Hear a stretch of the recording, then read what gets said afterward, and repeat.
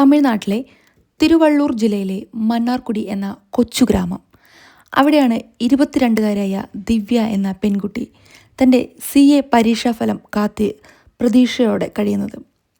പഠനത്തിൽ മിടുക്കിയായ ദിവ്യ റിസൾട്ട് വന്നാൽ ഉടൻ വെറുമൊരു പെൺകുട്ടിയല്ല, വലിയൊരു ഉദ്യോഗസ്ഥയാണ്. മകളുടെ നേട്ടങ്ങളിൽ അച്ഛനും അമ്മയും അഭിമാനിച്ചു.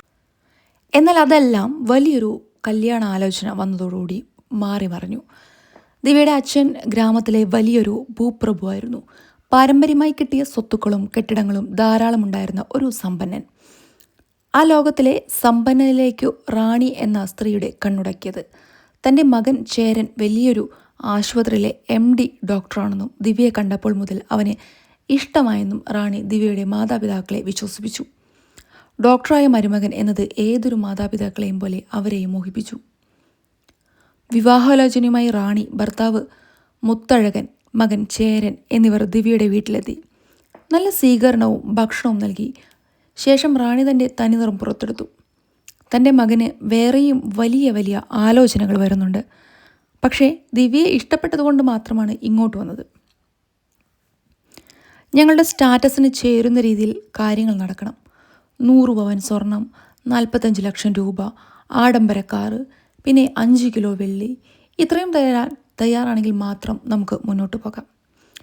ദിവ്യയുടെ മാതാപിതാക്കൾ ഒന്ന് അമ്മരുന്നെങ്കിലും ഡോക്ടറായ മരുമകനെ കിട്ടാൻ മകളുടെ ഭാവി ഓർത്ത് അവരെല്ലാം സമ്മതിച്ചു. കയ്യിലുള്ള പണം തികയാതെ വന്നപ്പോൾ അച്ഛൻ തൻ്റെ ഭൂസ്വത്തുകൾ വിറ്റുപെറുക്കി പണം സ്വരൂപിച്ചു. 3 മാസത്തിനുള്ളിൽ വിവാഹം നടത്താൻ തീരുമാനിച്ചു. വിവാഹ ദിവസം അടുത്തപ്പോൾ ദിവ്യയുടെ അച്ഛൻ 100 പവനും 45 ലക്ഷം രൂപയും കാറും വെള്ളിയും എല്ലാം തയ്യാറാക്കി. എന്നാൽ സ്വർണം തൂക്കിയ റാണി അവിടെയും നാടകമാടി. ഇതിൽ 2 ഗ്രാം കുറവുണ്ട്, നിങ്ങൾ ഞങ്ങളെ പറ്റിക്കുകയാണോ എന്ന് ചോദിച്ച് അവർ ബഹളമുണ്ടാക്കി. ദിവ്യയുടെ അച്ഛൻ തകർന്നു പോയൊരു നിമിഷമായിരുന്നു അത്. എന്നാൽ അവിടെ ദിവ്യയുടെ അനുജൻ പ്രേംകുമാർ ഓടിയെത്തി കുറവുണ്ടെന്ന് പറഞ്ഞ സ്വർണം അപ്പോൾ തന്നെ വാങ്ങി പ്രശ്നം പരിഹരിച്ചു. അങ്ങനെ ആർഭാടമായി വിവാഹം നടന്നു. വിവാഹം കഴിഞ്ഞ് ചേരൻ്റെ വീട്ടിലെത്തിയതോടെ ദിവ്യയുടെ നരക ജീവിതം തുടങ്ങി. ഭർത്താവിൻ്റെ വീട്ടുകാർക്ക് അവളൊരു മരുമകളായിരുന്നില്ല, കൂടെ കൊണ്ടുവന്ന സ്വത്തിൻ്റെ കാവൽക്കാരി മാത്രമായിരുന്നു. റാണി സ്വർണമെല്ലാം അലമാരയിൽ വെച്ച് പൂട്ടി താക്കോൽ കൈക്കലാക്കി. ഡോക്ടറായ ചേരനാകട്ടെ അമ്മയുടെ ചൊൽപ്പടിക്ക് നിൽക്കുന്ന വെറുമൊരു ഉപകരണം മാത്രം. ഭക്ഷണത്തിൽ ഉപ്പും എരിവും കൂടിപ്പോയി എന്ന് പറഞ്ഞ് അമ്മായച്ചൻ മുത്തഴകൻ കറി ദിവ്യയുടെ മുഖത്തേക്ക് വലിച്ചെറിയുന്ന സംഭവങ്ങൾ വരെ ഉണ്ടായി.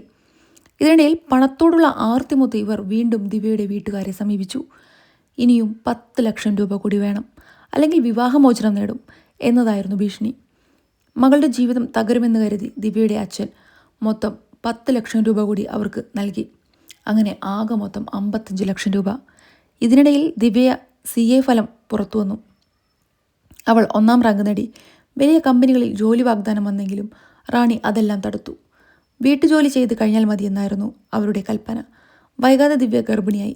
പ്രസവത്തിനായി സ്വന്തം വീട്ടിലേക്ക് പോയി ദിവ്യ ഒരു പെൺകുഞ്ഞിന് ജന്മം നൽകി. പ്രസവശേഷം കുഞ്ഞുമായി ഭർത്താവിൻ്റെ വീട്ടിലേക്ക് മടങ്ങിയെത്തിയ ദിവ്യയെ കാത്തിരുന്നത് മരണമായിരുന്നു. ചേരനും മാതാപിതാക്കളും കൂടി പുതിയൊരു പദ്ധതി ആസൂത്രണം ചെയ്തു. ദിവ്യയും കുഞ്ഞും ഇനിയൊരു ബാധ്യതയാണെന്നും ഇവളെ ഒഴിവാക്കിയാൽ ഡോക്ടറായ ചേരന് ഇനിയും വേറെ വിവാഹം കഴിക്കാം, പുതിയ ഒരു സ്ത്രീധനവും വാങ്ങാമെന്നവർ ആശിച്ചു.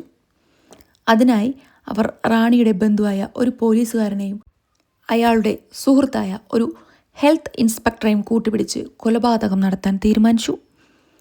ആ ദിവസം ചേരൻ തനിക്ക് നൈറ്റ് ഡ്യൂട്ടി ഉണ്ടെന്ന് പറഞ്ഞ് ആശുപത്രിയിലേക്ക് പോയി. രാത്രിയിൽ വാടക കൊലയാളികളായ ബന്ധുക്കൾ വീട്ടിലെത്തി. ഉറങ്ങിക്കിടന്ന ദിവ്യയെ തലയണ കൊണ്ട് ശ്വാസം മുട്ടിച്ച് അവർ കൊലപ്പെടുത്തി. പിറ്റേന്ന് രാവിലെ കുളിമുറിയിൽ വീണ് മരിച്ചെന്ന് ചേരൻ്റെ വീട്ടുകാർ കരഞ്ഞു വിളിച്ചു. എന്നാൽ ദിവ്യയുടെ സഹോദരൻ പ്രേംകുമാറിന് അത് വിശ്വസിക്കാനായില്ല. ആരോഗ്യമുള്ള തൻ്റെ ചേച്ചി വീണു മരിക്കില്ലെന്നും കുഞ്ഞിന് ഒന്നും സംഭവിക്കാതെ അമ്മ മാത്രം മരിച്ചതിൽ ദുരൂഹതയുണ്ടെന്നും അവർ പറഞ്ഞു. പോലീസിൽ പരാതിപ്പെടുകയും ചെയ്തു. പോസ്റ്റ്മോർട്ടം റിപ്പോർട്ടിൽ ശ്വാസം മുട്ടിയാണ് മരണം സംഭവിച്ചെന്ന് തെളിഞ്ഞു. പോലീസ് നടത്തിയ ചോദ്യം ചെയ്യലിൽ നൈറ്റ് ഡ്യൂട്ടിക്ക് പോയെന്ന് പറഞ്ഞ ഡോക്ടർ ചേരൻ CCTV ദൃശ്യങ്ങളിൽ തന്നെ ഉണ്ടായിരുന്നെന്ന് വ്യക്തമായി. ഒടുവിൽ ഗൂഢാലോചന പൊളിഞ്ഞു. ഭർത്താവ് ചേരൻ, അമ്മായിമ്മ റാണി, അമ്മായിച്ചൻ മുത്തഴകൻ, കൃത്യം നടത്തിയ പോലീസുകാരൻ, ഹെൽത്ത് ഇൻസ്പെക്ടർ എന്നിവരെല്ലാം അറസ്റ്റിലായി. 100 പവനും 55 ലക്ഷം രൂപയും കാറും വെള്ളിയും നൽകിയിട്ട് അവസാനം ആർത്തിമുത്ത ഒരു കുടുംബം ആ പെൺകുട്ടിയുടെ ജീവൻ കൂടി കവർന്നെടുത്തു.